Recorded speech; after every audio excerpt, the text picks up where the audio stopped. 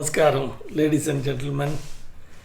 It's a great privilege and pleasure meeting you once again after a little bit of gap on the subject of theory of happiness. So, in the last few videos, I'm sure that you must have been getting some new insights and enjoying the subject that we are discussing, which eventually is supposed to give you a sense of freedom in your life to choose your state of being at any given point in time. So let's look at in this video what do you mean by freedom. So when we say freedom, for example, what comes to our mind is that are we slave to somebody? When we are not a slave to somebody and why are we talking about freedom at this point in time? And what freedom has got anything to do with the happiness hypothesis that we are discussing? See, what happens right from childhood, we have grown with a sense of getting completeness in the presence of someone or some kind of an appreciation forthcoming, which makes us to feel complete. So what this is called actually is an approval seeking. As if you would have read the book Your Erroneous Zone by Dr. Wayne Dyer, you will appreciate what this approval seeking really means. So let me give you some perspective of what do you mean by approval seeking.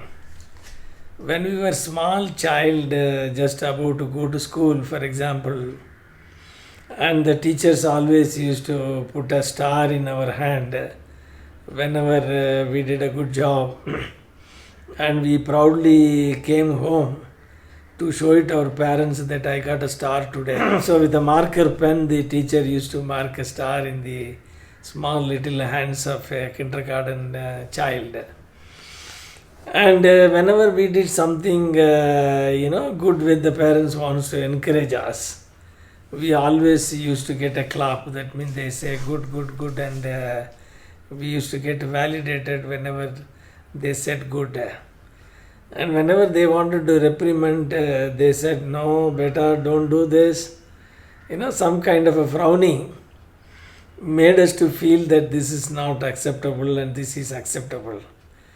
But internally, over a period of time, we started validating that our sense of completeness and happiness is coming from somebody is approving our behavior. So later on, when we went for employment, we started looking for my boss has to appreciate me and he has to notice my contributions and so on and so forth. So we gradually developed a sense of getting our completeness with the recognition coming from an external source. So if someone is not noticing, for example, when we are going to a marriage and a lady, for example, is wearing all her jewelries and wearing a new sari she acquired very recently, she wants everyone to notice and then tell a word of appreciation. Suppose just in case that nobody notices her, she gets invalidated. It applies to men also equally well when we are trying to do something which is really going to draw the attention of everybody. And if nobody notices it, and then we get invalidated. In other words, our sense of completeness is coming from someone really approving our behavior or approving our achievements or appreciating our achievements. So we started craving for appreciation. One may say it is but natural, and we are really questioning everything that we have classified as natural. So we lost our freedom in a sense that, in other words, Wayne Dyer also wrote another book called You Can Pull Your Own Strings.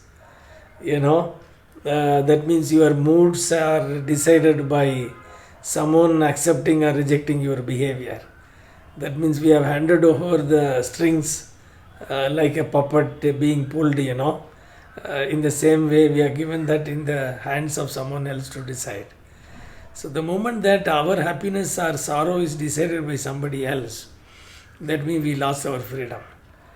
So this is an important anecdote. I just want you to park somewhere. And going forward, we will discuss this in greater detail.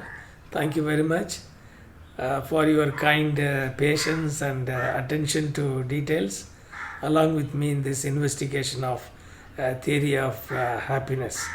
God bless you, and I look forward to see you in many more future videos. Thank you very much for your time.